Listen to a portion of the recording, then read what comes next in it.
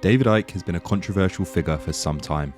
He's been releasing books since the early 90s, and perhaps he can be described as one of the first New Age conspiracy theorists. Do you still think the royal family were shape-shifting lizards? Yes, I do. He's been touted by many to be absolutely out of his mind, but before the public ridicule, Icke was a professional footballer, a sports broadcaster for the BBC, and a spokesman for a political party. So, how did this all change? Well, to help understand the evolution of David Icke, it helps to go back to the 1950s. We've all been on this earth and incarnated into different physical bodies many times. It's called reincarnation.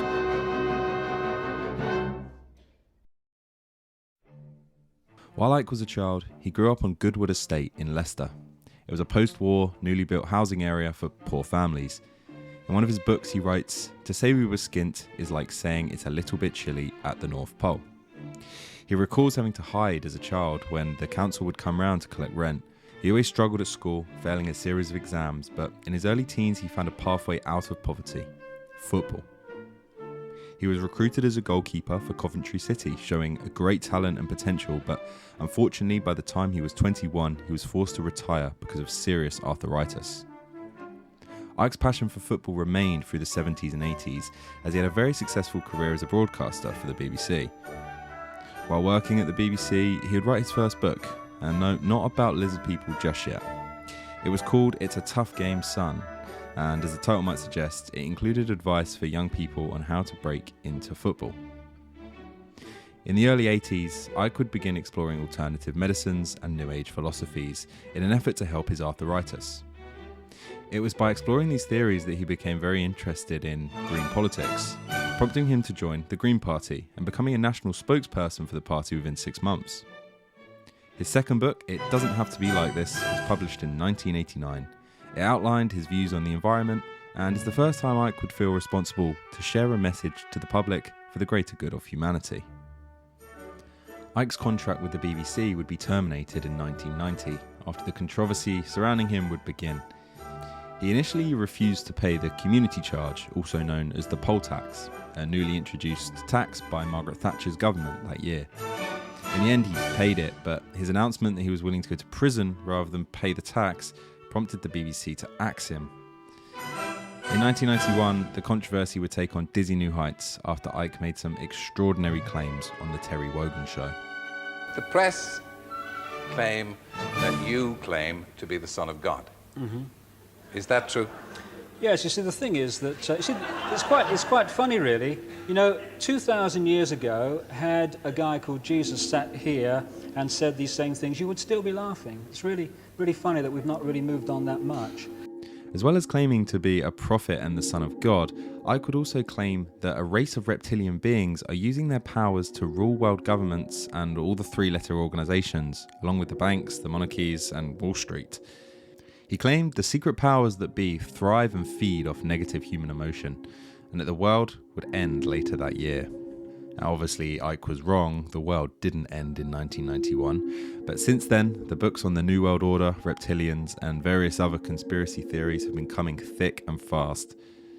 One of his more recent theories is that the moon is likely a hollowed out spaceship of some kind, and these reptilians have their very own Death Star positioned on the outskirts of our planet, and they use that as their base. That's no moon. Now, as you can imagine, these ideas have led to some extreme ridicule during Icke's turquoise era here. But just let me say this. They're laughing at you. They're not laughing with you. Fine. But how did Icke ever come to this conclusion that he was the Son of God? Well, it's quite simple, or not so simple. You decide for yourself. One day he stepped into a newsagent in his hometown of Ryde on the Isle of Wight, and nothing would be the same for Icke again. I was with my son Gareth, a little boy then, and he went into a newsagent shop. To cut a long story short, and I said to him, "Come on, Gaz, we'll go up in the town and get some lunch." And as I turned, my feet wouldn't move, and I felt. I know what it was now. It was an electromagnetic field, but a very strange atmosphere was around me. And I wouldn't say, it wasn't a voice, it was a very strong thought form, right? It said, go and look at the books on the far side. Icke would go to the back of the shop and find a book from a psychic called Mind to Mind by Betty Shine. He read the book and then wrote to her, requesting a consultation about his arthritis. She was being told to tell me that I was going to go out on a world stage and reveal great secrets. One man cannot change the world, but one man can communicate the message that can change the world.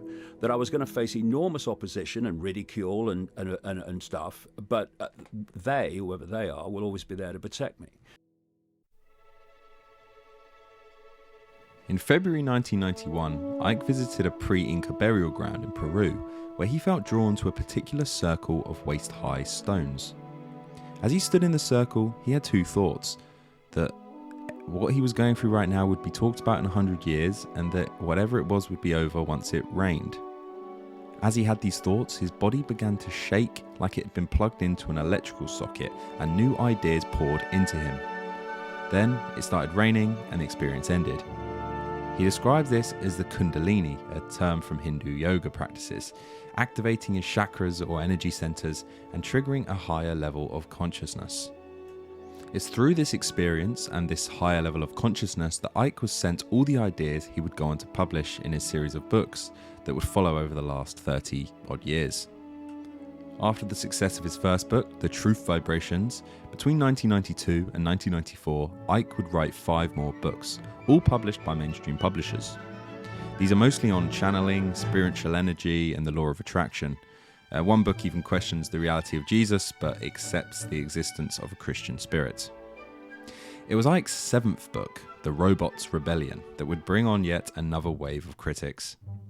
A book published by Gateway attracted allegations that his work was anti-Semitic. Icke made claims that a plan for world domination was laid out in the Protocols of the Elders of Zion. We can look at this in another video because it's a pretty deep topic, but just to read the top Wikipedia line on what the Protocols of the Elders of Zion is for anyone who doesn't know. The Protocols of the Elders of Zion is a fabricated text purporting to detail a Jewish plot for global domination.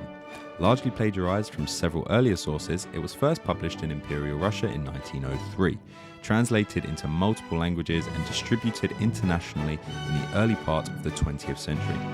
It played a key part in popularizing the belief in an international Jewish conspiracy.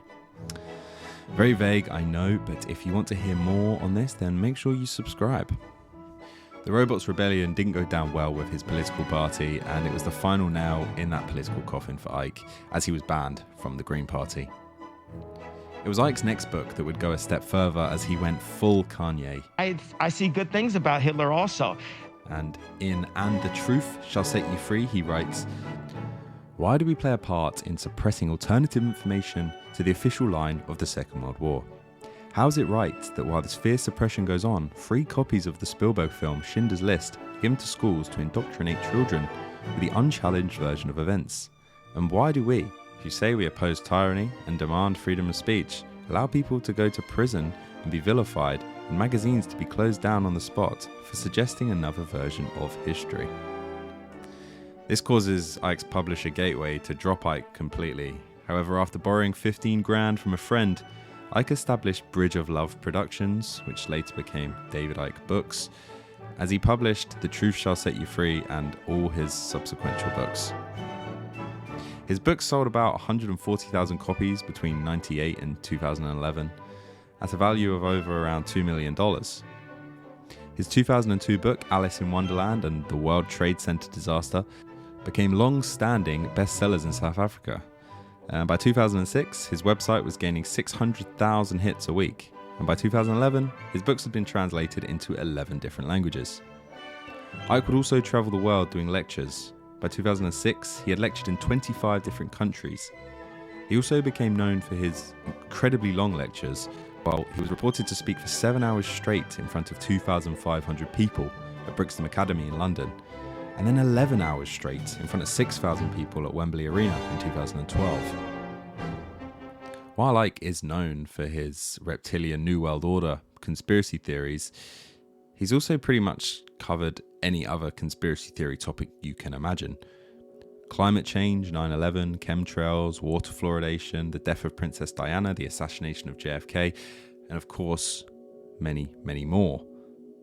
But beyond the ridicule and these crazy theories of reptilians and hollow moons, Icke does mention some things that land. For those reasons, Icke, although incredibly popular with a number of well-selling books and whose website hits, he remains a very controversial figure even within the conspiracy community. Some claim that Icke is an actor making outlandish claims while sprinkling a little bit of truth, all in the effort to discredit some of the real conspiracy theories that do float around.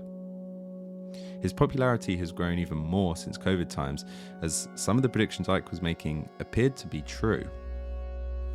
At this pivotal moment, I see several priorities for the global agenda. That you will own nothing and you will be happy, you will eat bugs and you will like it. All quotes that we're quite familiar with from the Economic Forum. However, the idea that all the global elites would meet up in one very private place to decide on what's best for the world was a very conspiratorial statement to make a few years ago. However, the World Economic Forum has been doing this and meeting up with some 3,000 individual participants who are all heads of state or government, cabinet ministers, ambassadors, heads or senior officials of international organizations, and they've been doing this since 1988. Icke also accurately stated that the government would use terrorism as an excuse to monitor people's internet activity, and this became reality in the Patriot Act of 2001. He also shares very real concerns about things such as AI and the overreaching need for control that we saw during the COVID lockdown period. But of course, all of this genuine concern that Icke preaches is mixed in with a lot of fringe theories. On the point about the 5G masts, thank you again for mentioning it. The stories somehow got about that they play a role in the spread of the disease. That's just nonsense.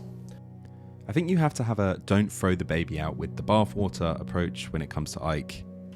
I do believe he has the best intentions, but unfortunately in the conspiracy theory community, it is filled with lots of charlatans and people that seem to be absolutely nuts, which is why on this channel we try and separate the fiction from the facts. But with all the drastic theories out there, which are fun to explore, let's be honest, that's what we do here in this channel, it's nearly impossible to separate this fact from fiction.